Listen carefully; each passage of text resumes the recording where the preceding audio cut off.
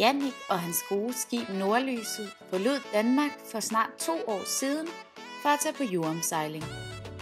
De har på nuværende tidspunkt sejlet ca. 20.000 sømil og er nået om på den anden side af jorden, nemlig Australien.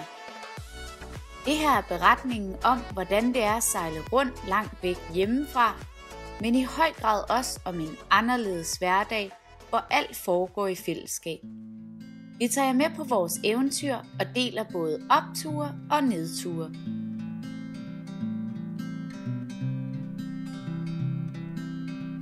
Fra Fitzroy Island gik turen endnu en gang til fastlandet, hvor vi skulle besøge Cairns. I Cairns var der fuld fart på med dagstur til Daintree Nationalpark og en tur på dansebar. Og derefter gik turen til Lizard Island. På Lizard Island mødte vi en masse andre sejlere, tog på tur til Cooks Lookout og udforskede øens omkringliggende koralrev. I Cairns havde vi arrangeret en dagstur til Daintree Nationalpark sammen med Nordstjernen og 2 af vores venner fra båden Matilda Bay, som vi sidst havde mødt ved Hook Reef.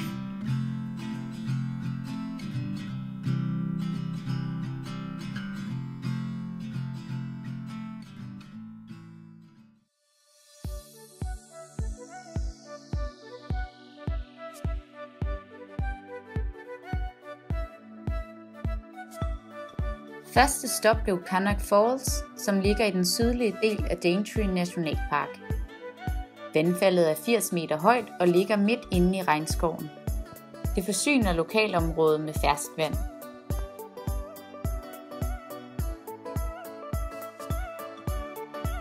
Turen til vandfaldet var 3 km i udfordrende terræn, så alle blev sat på prøve.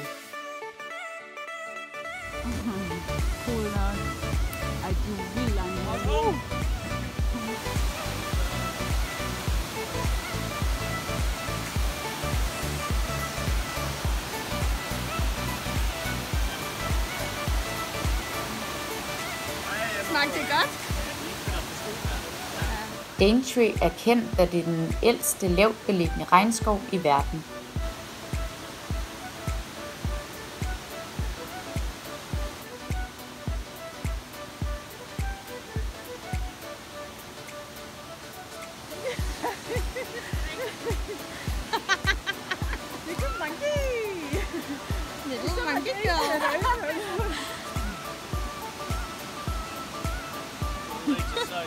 Legs are so done.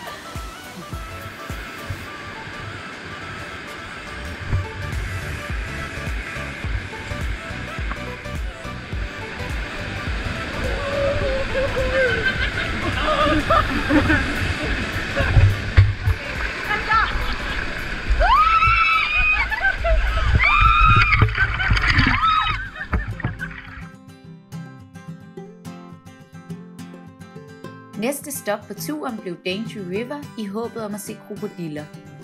Vi kom desværre for sent til at nå med på en bådtur rundt på floden, men til gengæld var vi så heldige, at der var en lokal fisker nede ved floden, der ventede på, at hans krabbenet blev fyldt.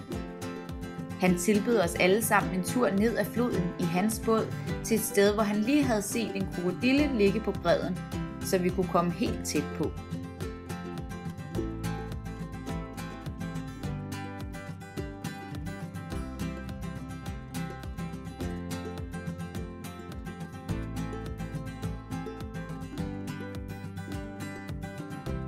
Efter en vellykket dag gik turen tilbage til Cairns gennem den smukke natur. Samme dag var der i Queensland blevet åbnet op for, at man måtte gå på bar efter flere måneders nedlukning grundet covid-19. Vi blev hurtigt enige om, at den bedste måde at afslutte dagen var ved at få svunget dansebenene efter flere måneders nedlukning.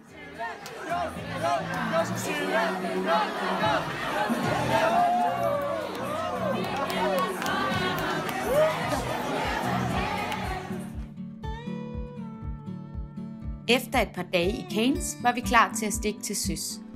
Kursen var sat mod Lizard Island, og efter et døgns sejlads ankom vi til den lille ø, hvor vi blev mødt af flere både end forventet. Vi blev hurtigt budt på en øl i den hjemmebyggede tiki-bar inde på stranden. Her mødtes vi med sejlere fra de andre både, der lå i bugten. Flere af bådene havde ligget der i længere tid, og for dem var det blevet en fast rutine at mødes ved solnedgang. Der blev delt anbefalinger og erfaringer ud sejlere imellem, hvilket gav os en række gode input til vores videre tur.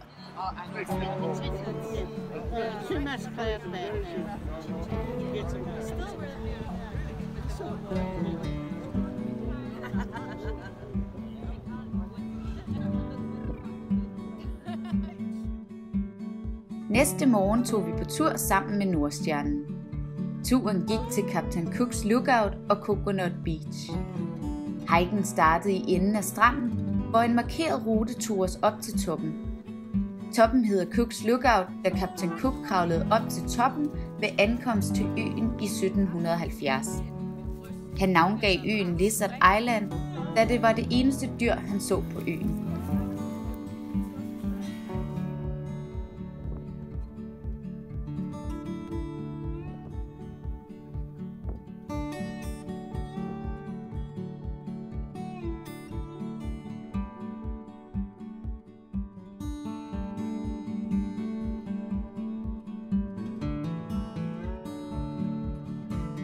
Da vi nåede toppen, fandt vi en kasse indeholdende en gæstebog, som vi selvfølgelig efterlod en hilsen fra Nordlyset og Nordstjernen i. Den markerede rute stoppede ved toppen, men vi tog en hurtig beslutning om at fortsætte offroad mod Coconut Beach.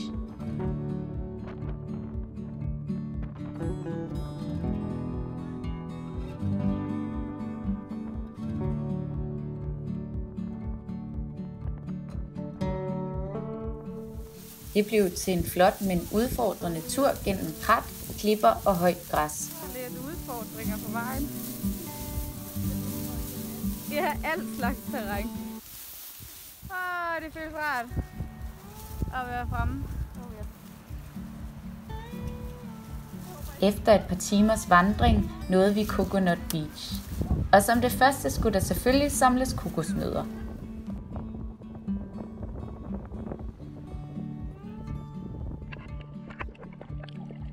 Det blev også til en snorkeltur på revet, som bød på en masse farverige koralfisk.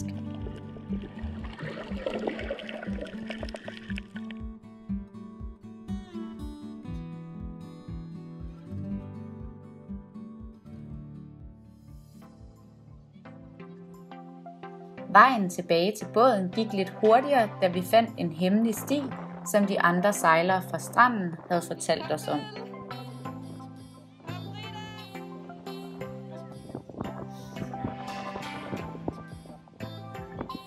Kom så, Diana! Kom så, Jana! Hvad er det? Ruten var afmærket med opskyllet plastik fra stranden. Disse ruter er ofte lavet af sejlere som hjælp til andre sejlere, der kommer forbi samme sted. Det er ikke ruter, der står beskrevet på nettet, men nogle, der bliver videregivet personligt mellem sejlere.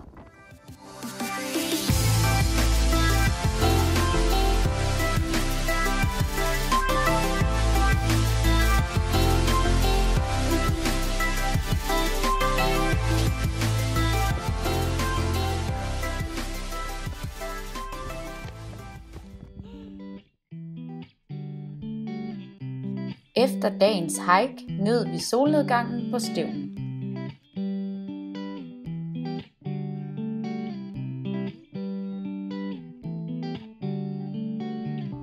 Se med i næste episode, hvor vi bliver overbevist om at blive lidt længere tid på Lizard Island.